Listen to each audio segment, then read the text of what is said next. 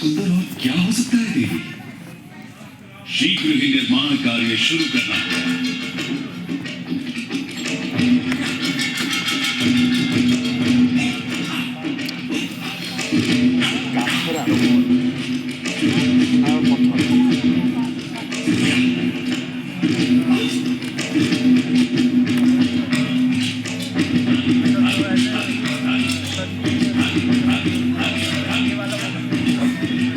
निर्माण योजना पर कार्य दिया जा रहा था।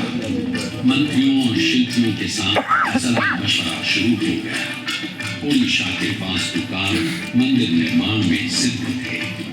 ईसा की 7वीं सदी से अब तक ओडिशा के शिल्पी उम्दा भवनों और मंदिरों का निर्माण करते आए थे। ओडिशा के अलग अलग प्रांतों से कारीगर बुलाए जाने लगे। मंत्री शिवेई सामंतरा महापात्रा को योजना का कार्यभार सौंप दिया गया। उधर सीमा पर फिर से युद्ध छिड़ गया था। सुल्तान इल्तुतमिश ने इख्तियारुद्दीन उज़्बेक को गौड़ प्रदेश का शासक बना दिया था। एक तरफ कोणार्क में मंदिर निर्माण का कार्य चल रहा था, दूसरी तरफ सीमा पर युद्ध। नरसिंहदेव ने बांकुड़ा और हुगली के इलाके जीत लिए। कोणार्क का सूर्य मंदिर नरसिंहदेव की विजय का प्रतीक बन गया। कारीगर उत्साह से भर गए।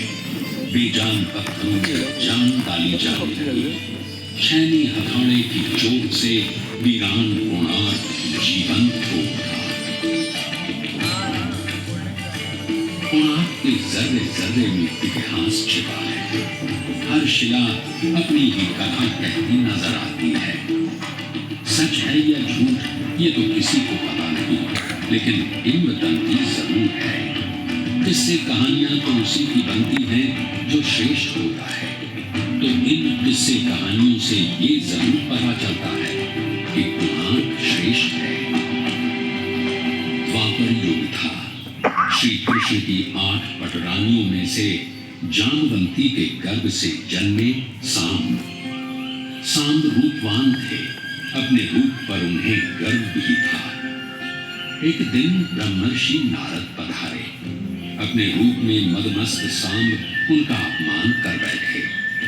रुष्ट नारद ने कृष्ण से ये कह दिया कि तुम्हारा पुत्र सांब गोपांगनाओं के साथ प्रणय क्रीड़ा में लीन है।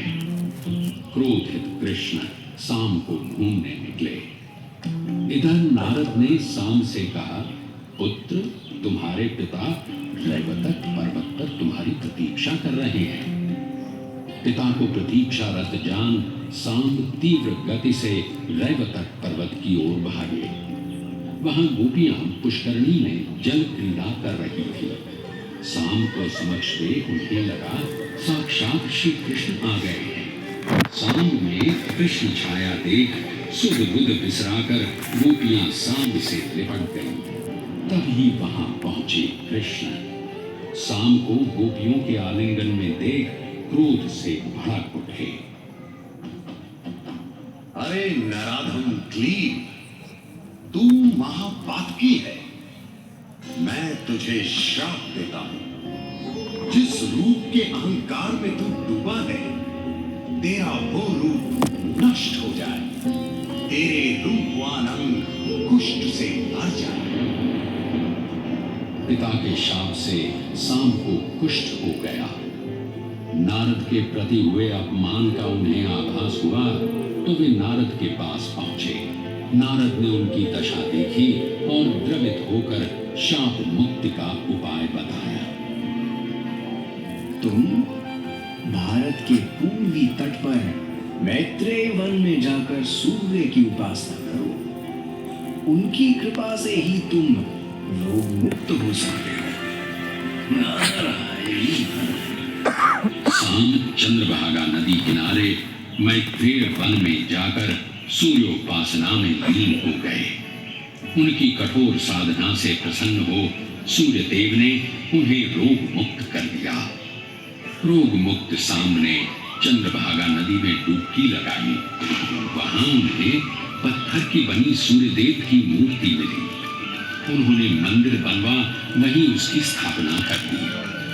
सांब की वो साधना पीठ आज कोणार्क मठ के नाम से जानी जाती है और आज भी देश के विभिन्न हिस्सों के कुष्ठ रोगी रोग मुक्ति की कामना के लिए यहाँ आते हैं। ये कथा है सांब पुराण की, पौराणिक है, उड़ीसा के जनमानस की कथा है। इतिहास का इससे कोई सरोकार नहीं है। कोणार्क निर्माण में कितना समय लगेगा, कितने कारीगर काम करेंगे, कितना अर्थ व्यय होगा, सारा हिसाब लगाया जा चुका था। भ्रमरवर हरिचंदन आय व्यय की देखभाल कर रहे थे।